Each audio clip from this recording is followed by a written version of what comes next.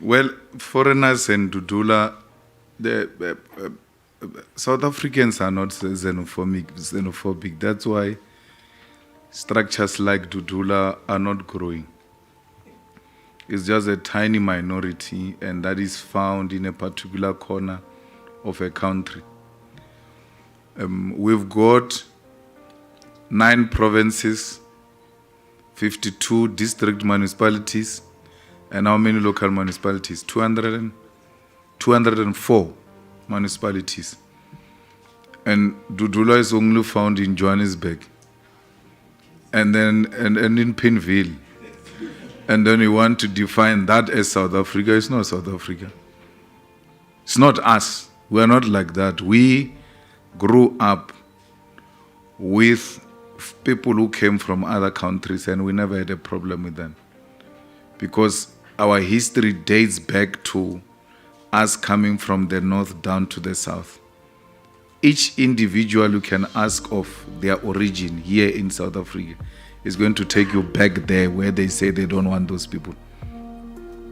There's an advocate, very popular advocate called Dali Mpofu. There is a Mpofu in Zimbabwe. So when we fight Mpofu, which Mpofu must we fight? Because they are all the same.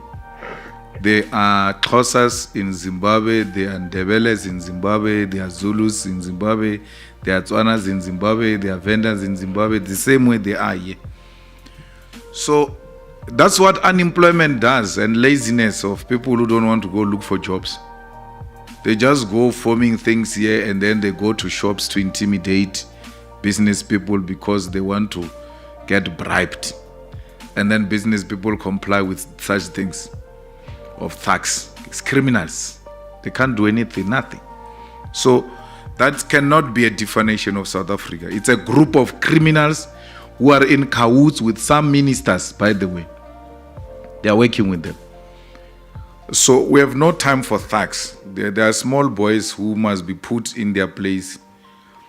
Majority of them is drunkards who were in MK, who could not find deployment, who didn't go to school. Even the ANC can't help them.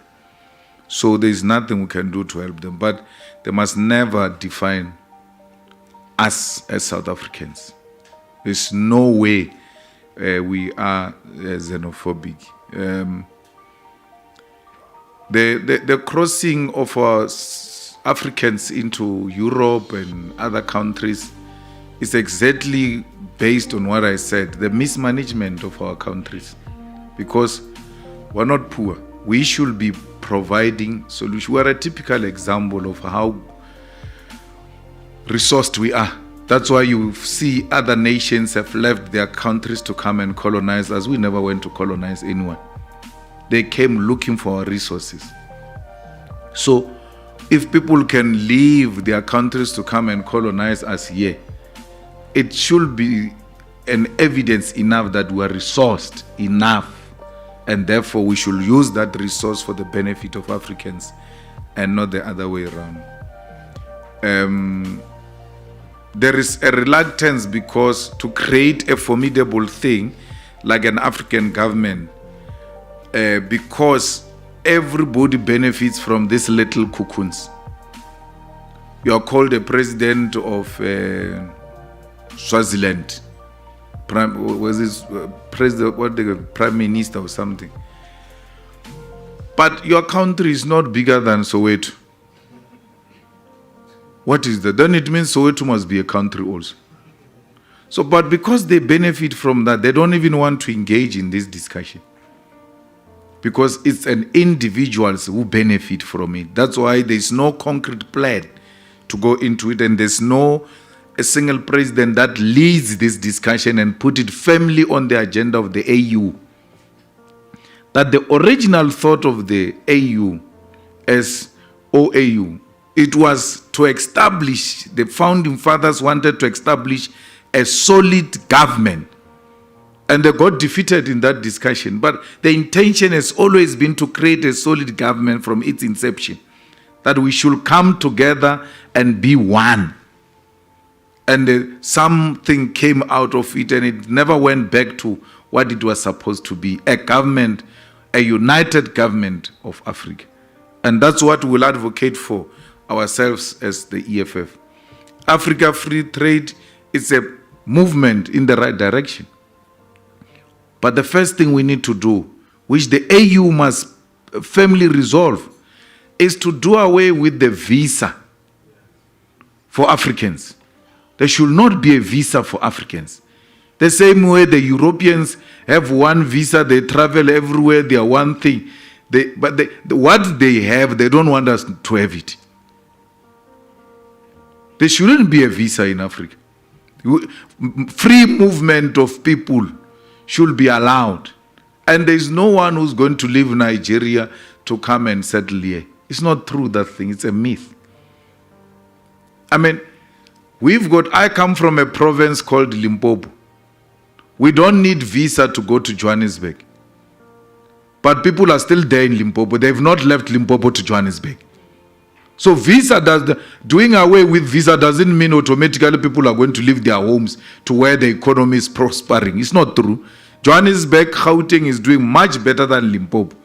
But the people are not leaving Limpopo to Gauteng. So why would people leave Lagos to here? For what? It's their home. They will come here, look for what they are looking for, and take it back where they come from. We'll go to Lagos to do the same and come back home. We have a problem here of unemployment of South Africans who are told by the previous apartheid mentality and colonialism, brainwashed, that South Africa is superior, is better. They've got the best qualifications. They never go out of the country to go and look for jobs in other countries. Why? Why? Why are they not going all out of Africa? We have nurses, we've got, now we're told doctors, we now have teachers, we have this. Africa is in need of that skill. You going to work anywhere in Africa, in Ghana, it doesn't mean you left your home. It's the same as me leaving Limpopo to come here. When the time permits, I go back home.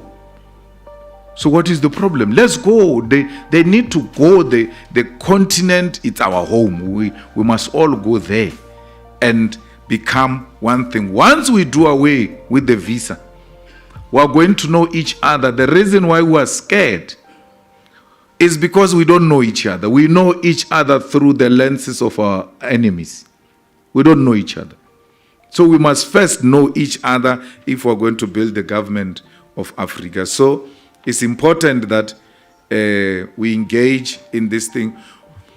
Free movement of people and goods, it will help us appreciate the existence of each other and bring us more closer for the unity of this continent. African Union is it's a meeting of friends who don't even call each other to order. They can meet with a dictator who has just, killed his own people and then meet for the whole week and not even mention it. So we can't allow the African Union to continue to work the way it is working. We are talking here about SADC. We have a problem here in Zimbabwe. These members of SADC don't call the government of Zimbabwe to order because it's a group of brothers. That government is violating people there. It has just passed a law of gatherings and speeches and all of that. If they don't like you, you're having a political rally, they just send soldiers, they shoot at you and all of. No one in SADC has raised his voice to say, but what is this? So we cannot have these regional bodies and the continental body, including Pan-African Parliament, by the way, which are not biting on countries that are engaged in wrong activities. What is wrong with President Ramaphosa calling President Mnangagwa to order? It will be coming from a good place. They are all brothers, they are all Africans, they all speak, we assume, for the interest of Africans. So we can't have a situation where we've got regional bodies, continental bodies that become a meeting of elite without concrete solutions to the problems confronting the people of Africa. We have a problem in Mozambique. The problem is solved by sending soldiers.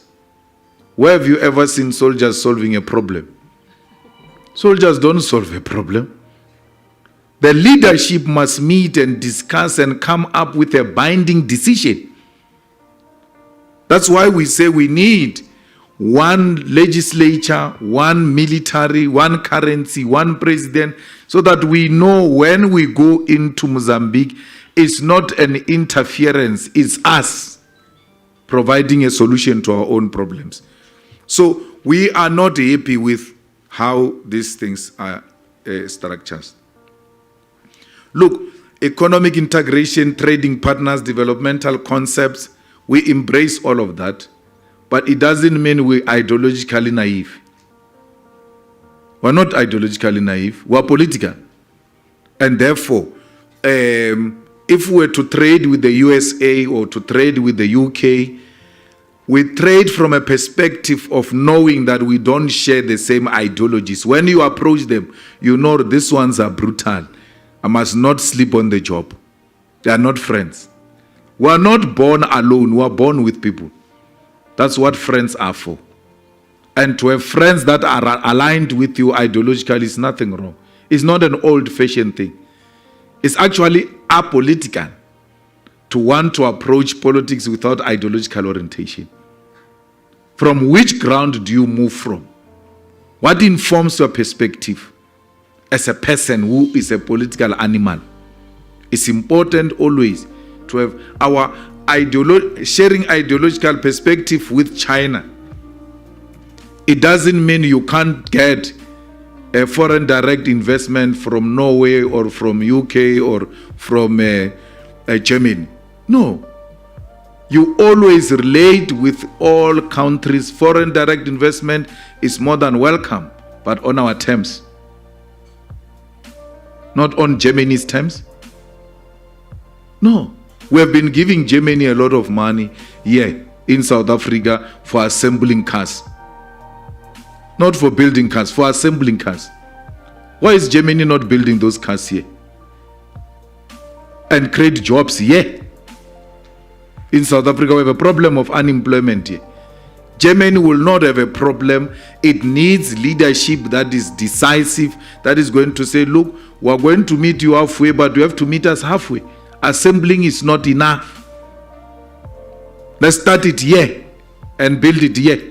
So, and Germany's investment under the EFF government is not threatened at all. The same as any other investment. But we are going to renegotiate the deals. And they must be to the interest of Africans.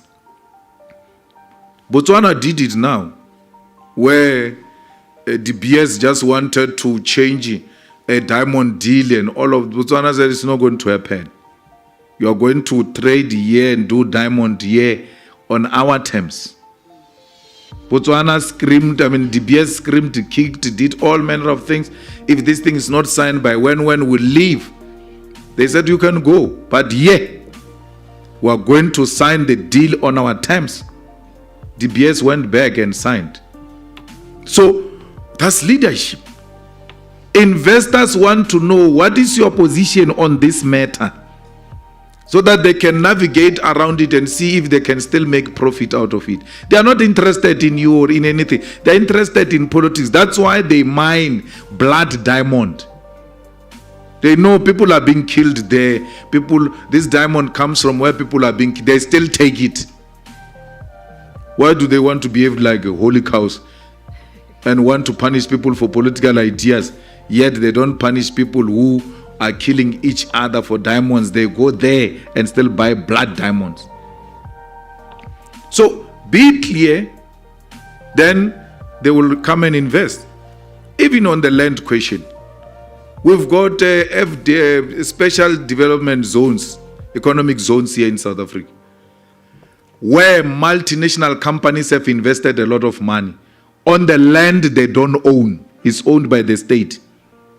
special industrial zones, special economic zones in South Africa where multinational companies have put billions of rands. They don't own that land. So what is the obsession with the ownership of the land? Why do you say when people when you state own the land, the multinational companies want to invest because there is no guarantee? No, you give them the guarantee that from this period to this period, this is yours, these are the benefits, these are the incentives, this is what is going to happen. Please invest here. They will invest. They have done it now under this government. Why do you say when people don't own the land, there won't be investment? There is a huge development that happened right in front of us. You said, one of you said, was here for 9 years. I think he's a dean of diplomatic corps. There's a huge development here in Midrand where there is Mall of Africa. That land, that big development you see there, that land is owned by an Indian family. When you buy property there are no transfer costs. No one owns.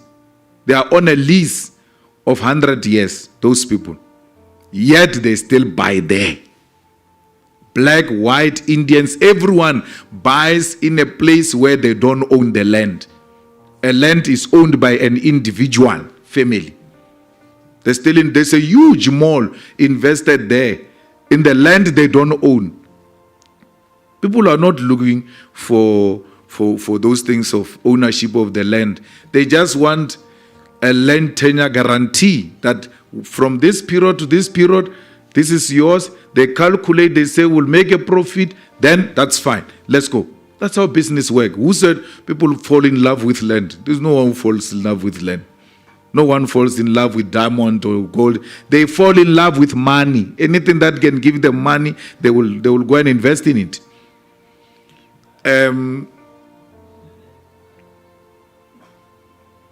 Socialism didn't work in Germany, and you are going to tell us how it failed. But go and also learn from China how socialism works, and it has succeeded in China. It doesn't mean if it has failed in Germany, it will fail everywhere else. We're not Germans, we're South Africans. In China, they've got socialism with Chinese characteristics. What stops South Africans from having socialism with South African characteristics? Learning from Germany, what worked, what did not work. Take the good things, leave the bad things. Why capitalism always resort to Chinese principles, to socialist principles, every time they get into trouble? When the banks failed in 2008 and put the world into a financial crisis, it was socialist principles that took the world out of that crisis through state intervention. Where was capital at that time? If we go now, we're in Pretoria now. Let's go to commercial crimes or go to liquidation or high court and all of that. Every day without fail, there are private companies that are being liquidated there. Who said if it's capitalist owned or private owned, it's inherently successful? Who said that? So it's an ideological debate we can have. We know what happened in Eastern Germany. We know what happened in the Soviet Union. We know what's happening in China. We know what's happening in Cuba. So we can have a deeper discussion about whether this is really a way out. We sometimes get fixated on concepts, but in reality, you do the things that you say you don't want to do. Every time capital gets into problems, the state must intervene. Every time. That's when you now see the importance of socialist principles. Coalitions in South Africa will work. This thing is a new thing to us. We don't know it. And we're learning on the job. We're learning on the job. So please be patient with us. We have succeeded so far. No municipality has actually completely collapsed to a point of having to be resuscitated by an upper government. under coalition. So it's a new thing. We're learning on the job and we'll get it right. The problem is not coalitions. The problem is the ANC and the DA. They are so used to power. And when they now get out of power into a coalition, they still want to behave like they are in power. Coalition means power sharing. You must let go. Don't behave like you still have power when you don't have power. You must share. And who will make the best a coalition partner, because we have never been in power, so we don't know power. Maybe the first power we're going to experience is through coalition, and it will be the first experience. But those who are used to controlling power, when it shifts, they are still in denial, and they want to behave like they still have power. And it leads into the problems we see in the coalitions. At the center of a problem is the ANC. It has been in power for too long. When it gets removed into a coalition, it is in denial. Same thing as the DA, that suffers from white supremacy. That in coalition with black people, a white person must lead. That white supremacist mentality is what causes problems for us in coalitions. But otherwise, coalitions will work. And coalitions are the best thing for me. I think we deserve that. Where no one has got an absolute majority. We all govern through consensus. And we look at what is in the best interest of our people. Because too much power corrupts. And that's what we have experienced since 1994. The same thing with the European Union. Don't say, what are we going to ask from you? That's a big brother mentality. What are you going to ask from us? Yes, don't say, why should it be us who are asking? We're not asking for anything. We're fine. So let's relate as equals, not as a beggar and the big brother supplier. No, we will relate with the European Union. It's a necessary body. We'll relate with it, we'll respect it, and the respect must be mutual, and will engage on what is in the interest of our countries, not what is in the interest of the European Union. We're in a mess now. We've decommissioned our power stations because countries like the USA, like the UK have said to us, no, do away with these things. We are going to introduce green energy. Here's the money and all of that. People took the money. There is no electricity today. So we ought to relate as equals so that no one imposes their ideas on us. We are people that subscribe to superior logic. Anything that is scientific, anything that has been proven, anything that makes sense, we'll agree with it. It doesn't matter whether it comes from European Union or it comes from BRICS or it comes from China or Russia. No, we will not agree with anything that seeks to belittle us and make us look like we are beggars in this kind of a relationship. So that's the same with AGOA. You can't use AGOA to threaten us in terms of our sovereignty and our foreign policy. That if you are going to bring Putin here and not defy, will do away with AGOA. You can do away with AGOA. We remain with our sovereignty. Should you strip us of our dignity because we are desperately looking for AGOA? That our foreign policy is now determined somewhere else. Which nation can be proud of that? That our foreign policy is determined somewhere because we are beneficiaries of AGOA. It can't be correct.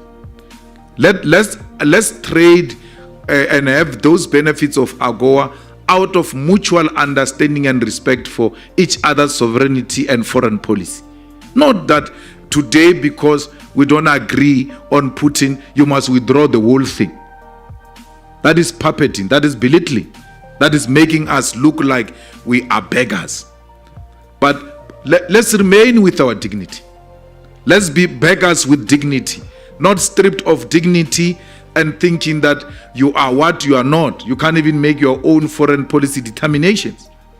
because AGOA will be taken away. We are spreading the wings of the EFF.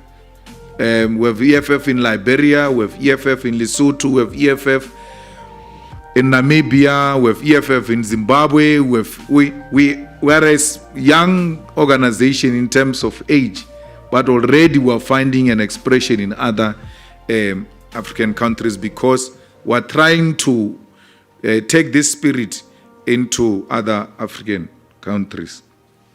We need to strengthen AU, give it more teeth to bite. The decisions of the AU must be taken, and they must be firmly implemented by countries of Africa, if we are going to say this is a serious continental body. Business has no choice. We are the only organization that is very clear of what we want. And therefore, business in dealing with the EFF, they know what they are dealing with. Policy position is very clear. And we're happy with the response yesterday. It was overwhelming. We really enjoyed ourselves. And the kind of support we received from the South African business yesterday was really welcomed. Black, white, Indians, Africans, coloreds, all manner of business, men and women were there to support the EFF. And that's what made the rally possible tomorrow, because of the support of these business people who are not scared of the establishment. Ukraine peaceful solution is that Ukraine must not join NATO. That's the solution. So that we protect the territory. Russia doesn't feel threatened. It's as simple as that. And I sympathize with you, and I like the fact that you like dialogue, and I like dialogue. We can engage about that, because NATO is not a very peaceful organization. You can't talk peace and NATO in one sentence. It's not true what you are saying, because what peace did NATO take to Libya? Look at what you did to Libya to date. Because you are going after one man, you destroy the whole country. So if it brought peace in Norway, it has not brought peace in Africa. And our experience with NATO is not what you have experienced. And therefore, we respectfully disagree with that. I agree with you that elections are coming, and South Africa must play an important role. There's a problem in Zimbabwe. There's a big problem in Zimbabwe, where the rights of citizens are being violated openly, and no one is saying anything about it, including South Africa. Elections get stolen daylight by the army. For sure, they have the results by now. Me and you are still talking about elections. They are done. They have the results. Those things, that's a formality. It can't be correct that ZANU-PF holds the people of Zimbabwe hostage. If it means ZANU-PF must lose elections for it to go and self-correct, so be it. But let the people, the voice of the people of Zimbabwe be respected. It can't be a win-win-win at all costs. In the EFF, we believe strongly that Chamisa won the last elections. And he was undermined by violence that was unleashed on citizens of Zimbabwe. But is the sanctions solution? No. No. The Zimbabweans are suffering as we speak. You know how you negotiate the best terms as business and as countries. Zimbabwe should be open to you to go and invest there, but negotiate the best deals and conditions of such investment. No sanctions must stop you from going to invest in Zimbabwe. Zimbabweans are struggling, and the world must go and help Zimbabweans. You know, this thing of territorial threats, we know them here. We've got an army base here in Botswana. What is America doing here in Botswana? Why is Africa not in American borders? What do you call that? And you come and say imperialism and colonialism is finished. When people expand their territorial expansion through putting military bases at our borders. There's a military base here. A study has been conducted that a fighter jet that moves from that army base to the Union building will not take less than 2 minutes to bomb the Union building. If a war is declared with America, America does not have to assemble any resource from Washington or anywhere else to come here. They are already here. What do you call that? It's democracy.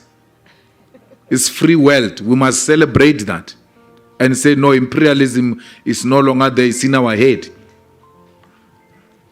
We understand what Putin is fighting against because we have it here. Here. What is it doing here? We never went to Asia. We never went to Europe.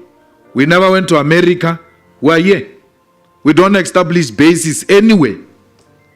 Why should you establish bases in military bases in our continent? And when we speak, it's called old-fashioned politics. That they are out of fashion. There's no such a thing as imperialism. When imperialism is breathing on our neck, we're not going to allow that. We are going to expose that American military base here all the time in the platforms we get and educate our people that this is exactly what Putin is fighting against. America will not allow that. That Russia must go and establish a military base in Cuba with missiles facing the USA. They won't allow that. So we must not be allowed, we must not be asked to accept the things that you will not accept if they were to happen in your countries. And that's what we are talking about when we speak about NATO and peace not going together.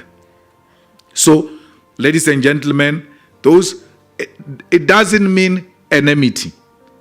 We're not enemies. We engage robustly. Our policies can be challenged the same way we challenge your policies.